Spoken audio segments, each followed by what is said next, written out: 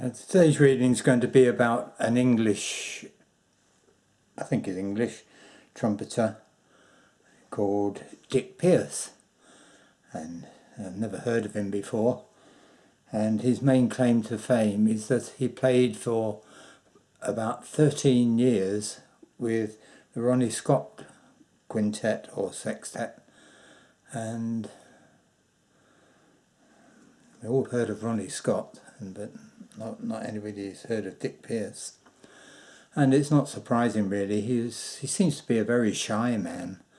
He's a good trumpeter, but not sort of personality that inclines you towards being a front jazz man, which you have to be on the trumpet, right out front. In front, I blow my own trumpet, which he never did. So, and he describes in this book, and his book is this one, and it's called Dizzy Gillespie Was at My Wedding. And that's the sum total of all he says about Dizzy Gillespie. Dick Pearce was having a wedding and Ronnie Scott didn't turn up, but Dizzy Gillespie did turn up to eat the food. So that was it. That was the sum total of the title of the book, Dizzy Gillespie Was at My Wedding. So he describes how the first time he played with Ronnie Scott, he got on the stage at Ronnie Scott's club, and they had these spotlights all over the stage, and he stood Dick Pearce stood in the shadow of one of all these, and because he was so shy, he didn't want to be in the spotlight. And at the break, somebody told him, move across here, move into the spotlight, which he did for a moment, and then he gradually hid himself away in the shadows again. So this is his book, and I'll tell you a bit about what I found about him on the internet. But it's a very strange book. The paragraphs are shorter than the page, mostly in here, and so what I've done is I've selected odd bits here and there to read. So this video might be a bit jumpy if I have to cut out some page searching, as I'm not sure what I'm trying to read to you. So here we go. So the earliest bit is where he's been playing the bugle in the Boys' Brigade, and it says, about a year later, having got on reasonably well with the bugle, they gave me a cornet, but because it had vowels, to obtain the full chromatic scale, it was much harder to play. Therefore I had zero interest. I left the cornet under my bed, taking it along to the Boys' Brigade after not touching it from 1 week to the next, much to the frustration of Mr. Mann, our captain. I got a kick from playing the bugle, but the cornet was far too complicated for me to sustain any interest. Then one day I happened to be watching the trad jazz trumpeter Kenny Ball on TV. He was singing a song called The Music Goes Round and Around by Red Hodgson. Behind him was a huge stage prop of a trumpet, the subject of the song. As he sang the words, he pointed to the appropriate parts of the stage prop, trumpet, with a cane. The words went like this. One night when I was playing in the band, a girl came... don't know what the tune is. One night... Well, I do for the chorus, but I don't know for the verse. One night while playing in the band, a girl came up. She said, "You're grand." So I replied in words low down, "Now this is how the music goes round. I blow through here, the music goes round and around, oh, and it comes out here." So that was it, really. And as he sang the words, he pointed to the appropriate parts of the trumpet with the stick, and I thought, oh, it's all quite easy then. Hey, I've got one of those under my bed upstairs. The cornet is more or less the same as the trumpet, so I got it out, and with the aid of a book called A Tune a Day, I started practicing. So this is another bit of the book. And this little snippet is called So It's All About Chords. I was still reading the Melody Maker, but now I was only reading the jazz articles. I remember one where the British saxophonist Tubby Hayes referred to the fact that he likes to think about the upper voicings of the chords when he's improvising, focusing on the ninth, the sharp ninth, the 11th, the sharp 11th and the 13th, and the flatted 5th. I had no idea what he was talking about. The next time I saw Cousin John, I asked him, "Do you use chords?" I later realised what a dumb question it was, especially to ask a pianist, but at the time it seemed like the question that I most needed to answer in my life. His answer was something like, "Yeah, that's what it's all about." So he told me that if I liked Miles Davis, then I should try listening to Freddie Hubbard. "He's dead now, isn't he?" I said knowledgeably. John replied that Freddie Hubbard was very much alive. I think I got the name mixed up with Freddie Keppard, whom I had been reading about in a book called My Life in New Orleans by Louis Armstrong.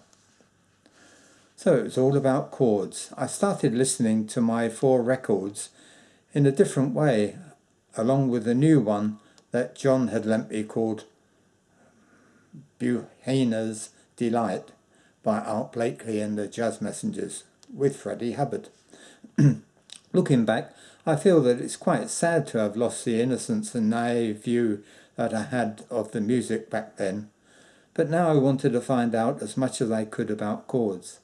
I started mucking around with an old upright piano that I had acquired for nothing from the repair workshop at Maxwell's. I didn't understand chord symbols, but I remember that the first tune I learnt by ear, with my own idea of what the chords should be like, was Lady is a Tramp. I lost all interest in watching TV, reading comics, etc., because this was only fiction. Music was real.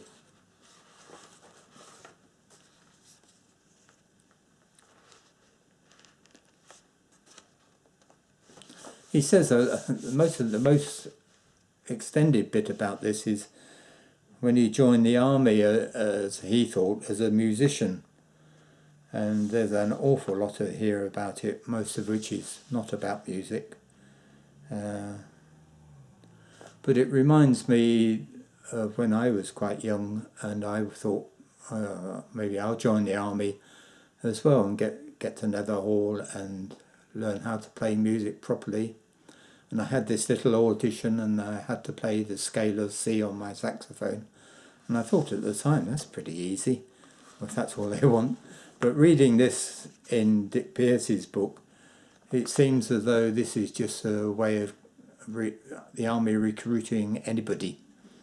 They don't recruit you as a musician, they recruit you as a soldier.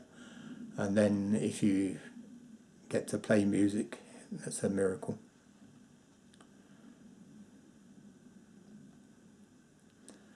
So this is now moving on to Ronnie Scott. I can't remember how Ronnie found him. Oh yeah, great. Dick Pearce was played in lots and lots and lots of different bands all over the country, and he gradually got heard, I suppose. And Ronnie Scott heard him and invited him to play. So this is next bit's probably about Ronnie Scott. But I was playing with a diverse variety of small groups around this time. Some were into time and changes, meter and chords. Some were into time, no changes, while others were completely free. Although I have enjoyed playing free from time to time, my preference has always been for the first 2 categories. Call me old-fashioned, but I like a pulse. And I like everybody to make in the same harmonic journey, be it by different routes. This is what Ronnie Scott had to say about free jazz. Some years later, Ronnie Scott told me that he was once asked during an interview for the Melody Maker to sum up what free jazz meant to him. He replied, To me, free jazz is like playing tennis without a net. Unfortunately, the melody maker misquoted him as saying, to me, free jazz is like playing tennis with a net. So what they printed was the complete opposite of what he actually said. He was pretty pissed off about that. Probably confused a lot of people too. Later, when asked whether he played free jazz, he'd say, not free, but very reasonable,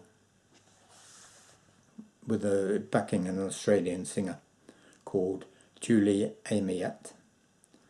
He says, on the last night, Julie told me that Ronnie wanted to see me in his office because they were playing at Ronnie Scott's club, in his office behind the stage before I went home. I hadn't seen Ronnie in the club at all during that week, and I'd never met him before, although I knew him to be a legendary figure in jazz. I'd only actually seen him play a couple of times in his club, and 13 years ago, aged 16, when I went to hear Freddie Hubbard with the Ronnie Scott Quartet at Coronation Baths Hall in Kensington. I did own a Jazz Couriers LP live at the Dominion, which I liked very much, but that was it. Why does Ronnie want to speak to me? Maybe I've been sussed out and he's going to tell me, nice try, son, come back in 20 years. After our last set, I somewhat nervously headed towards the office backstage to see Ronnie Scott, expecting the worst. To my amazement, he said, I'm thinking of adding a trumpet to my quartet to make it a quintet. Interested? He was quite businesslike the way he said it. I'd never been spoken to by a musician in such a way before. I said, wow, but I really don't know many tunes, he said. That's all right, neither do I. He then went on to say that he'd have to discuss it with the rest of the band first, because it would mean the gig money would have to be split 5 ways instead of 4. Then he spoke of travel arrangements. The band usually travels in 2 cars to out-of-town gigs. John Christensen and Martin Drew do the driving, and the petrol is split 5 ways. The hotels are usually taken care of by the venue, etc., etc. I wasn't listening.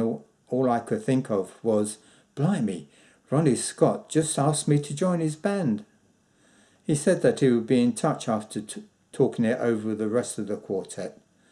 I heard nothing for a few weeks.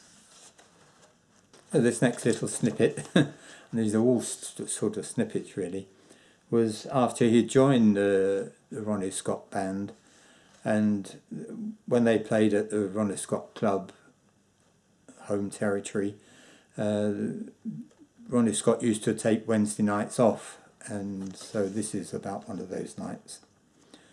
Martin Drew, John Christensen and Ron Matthewson had already been playing with Ronnie for several years. This led to a bit of tension between Martin and me. The band did lots of short tours, sometimes long ones.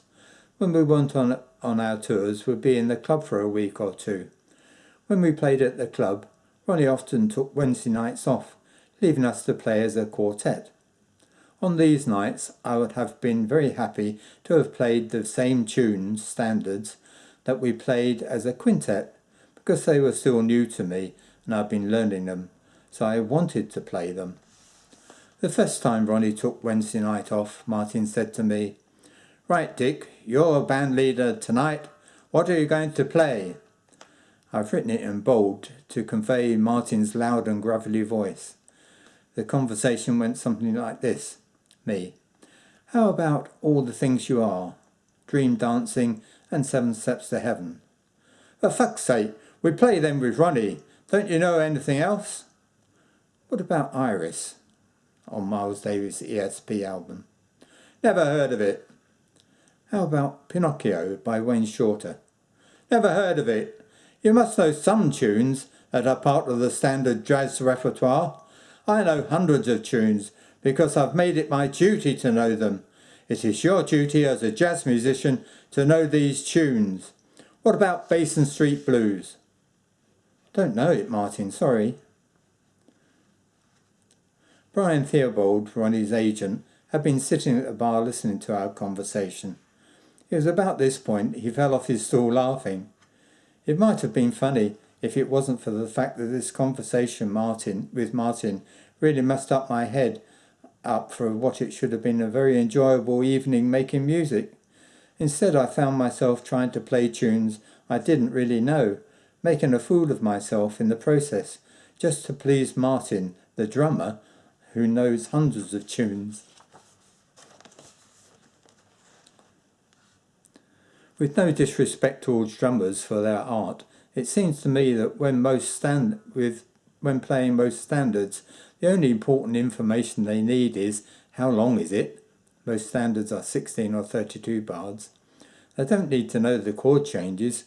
They can even get away with not knowing the melody if necessary.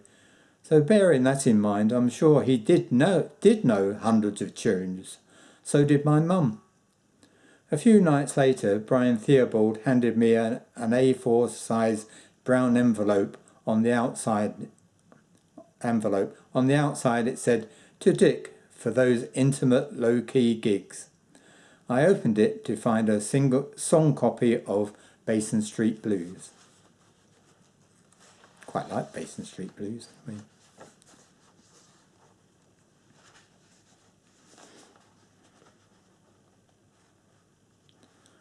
So this is trying to find in all these paragraphs which one I was trying to refer to. Anyway, it says, this part is called the rehearsal. 6 months after joining the quintet, Ronnie called our first rehearsal. This was very rare. In the 13 and a bit years that I was with the quintet, we had about 4. We tried out Horace Silver tunes that he'd wanted to play, and an untitled bossa nova ballad that I'd written. Although Ronnie didn't like music stands on the gig, it was necessary if we were playing something new, but only for one night, 2 at the most. Then we'd have to memorise it, and so would he. Later that night, we played my untitled bossa ballad, and Ronnie announced, "We are now going to play a pretty tune composed by our trumpet player Dick Pearce, entitled 'I Feel Much More Like I Do Now Than When I First Got Out of Bed.'" So that's what we called it. So sometimes he announced it as, "I'm sick and tired of waking up tired and sick." Over the years, a few more of my compositions crept into the band repertoire, but not many. Jumping ahead in the book. Oh, this is a bit after, quite a bit later, when Dick Pearce had got a motorbike to get around on. He had 125 Honda, I think it was. And he'd been going home from a gig on a very wet night, and he was driving carefully because he didn't want to slip on the roads, and somebody crashed into him, and he ended up in hospital for ages and ages. But eventually he got back, and he says, "After about a month, I was able to get around fairly comfortably on just one crutch, and I started doing a few gigs with Ronnie again. To play, I'd sit on a high stool. My chops were getting a bit stronger, and I was looking forward to going to Australia with the band in just a few weeks' time. I'd done it. Mornington Lockett had become Ronnie's favourite choice of tenor player to play with the band during my absence. I remember Mornington talking about how he was recruited to Ronnie Scott's band, and though Ronnie obviously liked him a lot and kept him, he said that Ronnie had a list of tenor players, and he went down the list phoning them to try and get them to join his band when Dick was in hospital. And I think Mornington said he was about 8th on the list, and he was the only one available. So that's how he got into Ronnie Scott's band. But obviously Ronnie liked him. Mornington Lockett had become Ronnie's favourite choice of tenor player to play with the band during my absence. They built a good musical and social rapport while I was away, so when I returned, the band became a sextet. One of the first gigs that the new sextet was a concert at Royal Festival Hall. We were sharing the bill with Herbie Hancock's band, or maybe it was Ray Charles, I'm not sure, because we did both around this time. We were standing in the wings about to go on stage when Ronnie said, "Listen, I've got an idea. We'll walk on without you, then I want you to hobble on halfway through the first number." The idea didn't appeal to me at all. I hate being in the spotlight, and I couldn't see the point. Did he expect the audience to give me a spontaneous ovation? However, Ronnie insisted on me doing it. The band went on, and I waited in the wings. Halfway into the first number, feeling like an idiot, I shuffled on up to the mic to take my solo. There was absolutely no reaction from the audience whatsoever. What's a sausage? Oh well, that's show business. Next section. Not quite sure which of these little tiny paragraphs I chose to play. It's probably about the changes to the Ronnie Scott's quintet. With the addition of Mornington Lockett making Ronnie's quintet a sextet after my motorbike accident, and Andy Kleindert after Ron's departure, Ron died. Ron Matthewson, who was the bass player, he died, and Andy Kleindert joined. The band was sounding a lot different. Mornington played fantastic and made my own playing feel quite pedestrian. Occasionally I get him to explain some of the harmonic things that he was doing. It kind of woke something up inside me and inspired me to rethink my own playing. I think it did the same for Ronnie too. Mornington had his own twist on harmonic ploys that I would describe as having originally come out of John Coltrane, but which he had developed into something that is completely Mornington Lockett. He played fantastic every single night, and Ronnie would announce to the audience, "I want a drug test on that boy." For the record, Mornington never touches them. Though I think this Dick Pearce did quite a bit. He describes in one part of the book where he used to take these very strong sleeping tablets so that he could get on stage and play in this dreamy, half-asleep state. And he seemed to like that and think it was good. Anyway, he sometimes wore bright red trousers on gigs. That's Mornington Lockett. Ronnie called them the trousers from hell. Affectionately backstage, Ronnie referred to him as Huffington Puffington. Jointly, we called him Mourners.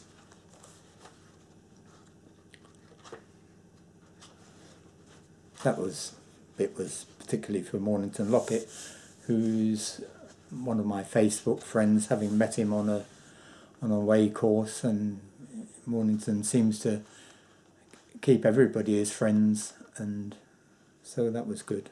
I like Mornington Lockett. He's a very nice man. So this is towards the end. It's the last thing I'm going to read, and it's towards the end of Ronnie Scott. Ronnie had great teeth trouble, and he couldn't play later on, and it gradually wore him down. And so this is a bit about the end of that. It's called The Wind Down. Through 1993, the sextet seemed to be working less and less.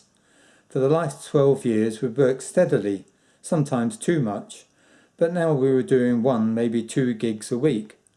Fortunately I had some gigs with Mike Westerbrook and some other bits and pieces, but things became pretty tight money-wise. I could never work it out that no matter how much money I had earned with Ronnie in 1980, we, Janet and I, that's his wife, always seemed to be skint. I suppose that's what marriage is all about. As I had already indicated, Ronnie was going through a bout of depression, far longer than his average.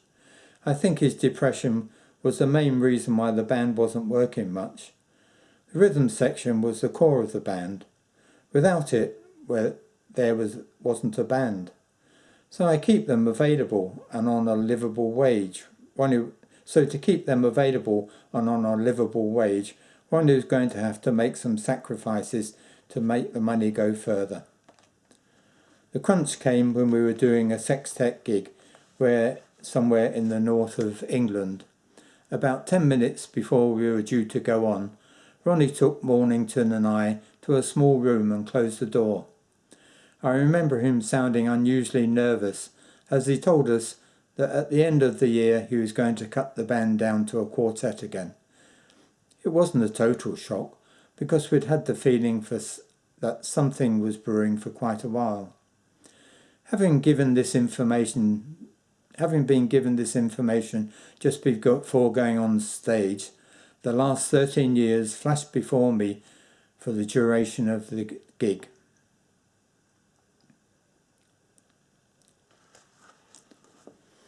Well, that's the last bit I'm reading out of Dizzy Gillespie, who was at my wedding, by Dick Pearce.